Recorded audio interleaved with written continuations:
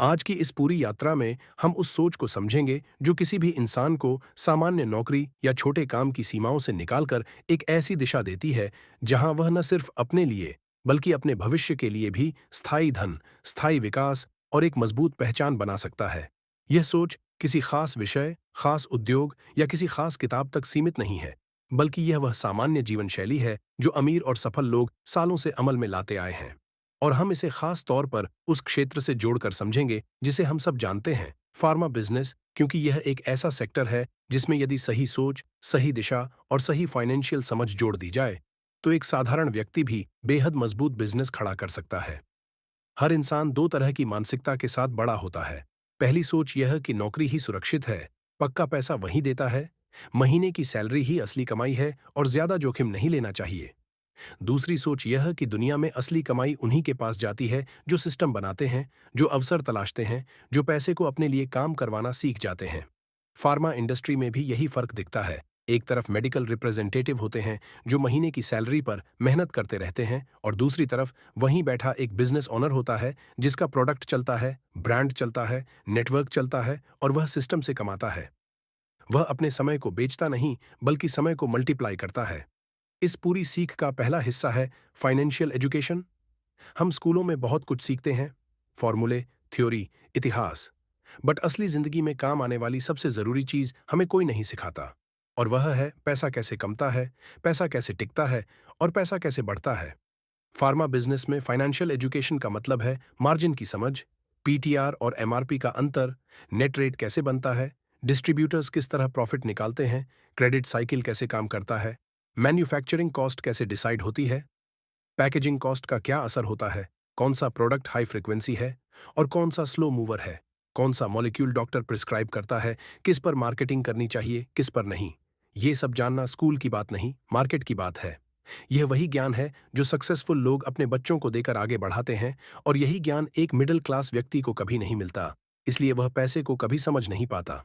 हमारी जिंदगी चार तरह की इनकम मॉडल्स पर चलती है: employee, self employed, business owner और इन्वेस्टर।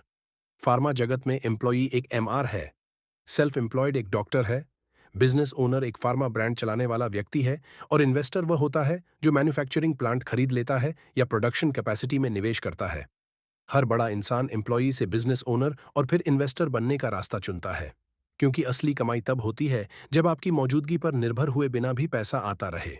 और फार्मा बिजनेस यही क्षमता रखता है।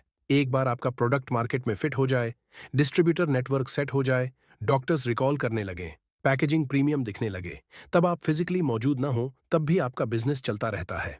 फिर आता है सबसे महत्वपूर्ण सिद्धांत, एसेट और लायबिलिटी की पहचान। एसेट वह जो आपकी जेब में पैसा डाले, लायबिलिटी वह जो आपकी जेब से पैसा निकाले। लोगों की सबसे बड़ी गलती यह है कि वे अपनी कमाई से लायबिलिटीज खरीदते रहते हैं और फिर कहते हैं बचत नहीं हो रही, जबकि सफल लोग हमेशा एसेट्स खरीदते हैं। फार्मा बिजनेस में एसेट्स क्या हैं?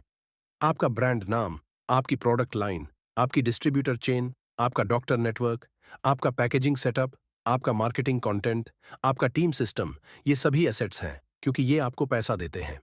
वहीं लायबिलिटीज हैं फालतू खर्च, excess stock, non moving product, brand के खिलाफ चलती मार्केटिंग, वर्ंग मॉलिक्यूल सिलेक्शन, ये पैसा निकालते हैं। जब आप समझ जाते हैं कि क्या एसेट बनाना है और क्या लायबिलिटी कम करनी है, तब बिजनेस स्वाभाविक रूप से बढ़ता है।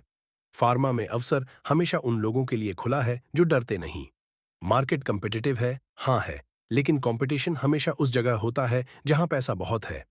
टफ मार्केट हमेशा प्रॉफिटेबल मार्केट होता है।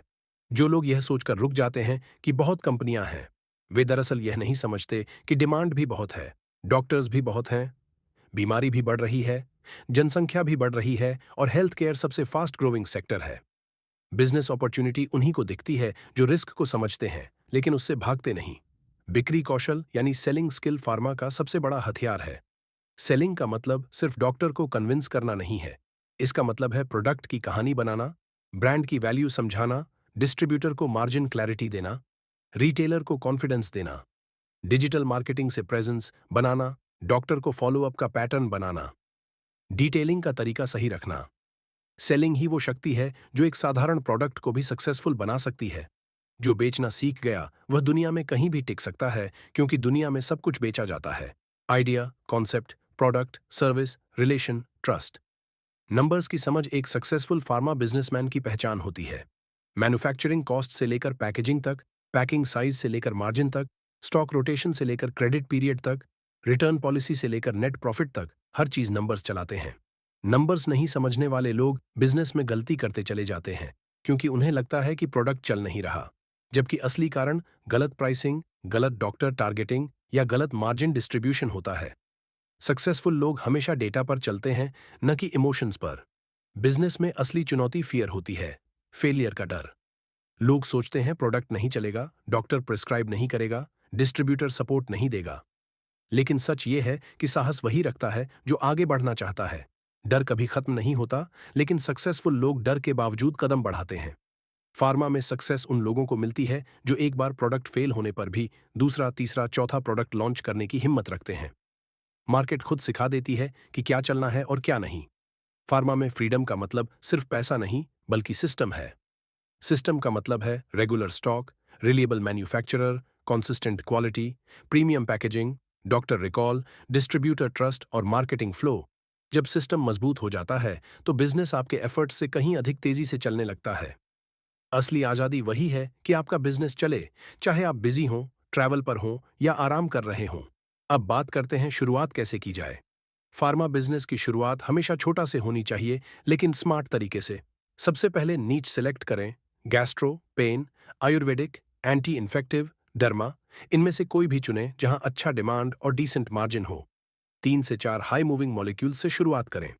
पैकेजिंग प्रीमियम रखें ताकि रिकॉल बढ़े। डिस्ट्रीब्यूटर मैपिंग करें, कौन डिस्ट्रीब्यूटर किस एरिया में फास्ट मूविंग है। डॉक्टर प्रोफाइलिंग करें, कौन डॉक्टर कौन मॉलिक्यूल प्रिस्क्राइब करता है। मार्केटिंग प्लान बनाएं, detailing sheet, sample strategy, digital branding, WhatsApp follow up. Repeat business पर ध्यान दें क्योंकि रियल प्रॉफिट वहीं से आता है। और सबसे जरूरी, प्रॉफिट को रीइन्वेस्ट करें, प्रोडक्ट लाइन बढ़ाएं, ब्रांड वैल्यू बनाएं। अंत में वेल्थ माइंडसेट की बात। वेल्थ माइंडसेट कहती है कि पैसा बचाने से ज्यादा मल्टीप्लाई करना सीखो। टीम बिल्ड करो, सिस्टम बनाओ, ऑटोमेशन लाओ, क्रेडिट को स्मार्टली मैनेज करो, अपॉर्चुनिटीज पहचानो, हर फेलियर को एक्सपीरियंस बनाओ। फार्मा में वेल्थ माइंडसेट का मतलब है प्रोडक्ट्स बढ़ाओ, नेटवर्क बढ़ाओ, एसेट्स बढ़ाओ और ब्रांड को लॉन्ग टर्म सोचना सीखो। यह पूरी कहानी हमें एक ही बात सिखाती है, एम्प्लॉय थिंकिंग सीमित है, बिजनेस थिंकिंग अनलिमिटेड है। फार्मा वह क्षेत्र है जहां सही कॉन्सेप्ट, सही माइंडसेट और सही एग्जीक्यूशन मिल जाए तो कोई भी इंसान अपनी जिंदगी बदल सकता है। बस जरूरी है कि सोच बदली जाए, शॉर्ट टर्म इनकम से हटकर लॉन्ग टर्म ब्रांड बनाने की। आज अगर आप फाइनेंशियल एजुकेशन सीख लें, सेलिंग स्किल मजबूत कर लें, सिस्टम बना लें और एसेट्स बनाना शुरू कर दें, तो आपका फार्मा बिजनेस आने वाले सालों में आपकी पूरी जिंदगी बदल सकता है। शुरुआत छोटे कदम से करें, लेकिन सोच बड़ी रखें। काम लगातार करें, डर के बावजूद करें, स्मार्ट तरीके से करें। और याद रखें, सही ज्ञान, सही डायरेक्शन और सही माइंडसेट के साथ कोई भी ऑर्डिनरी इंसान एक्स्ट्रॉर्डिनरी बन सकता है।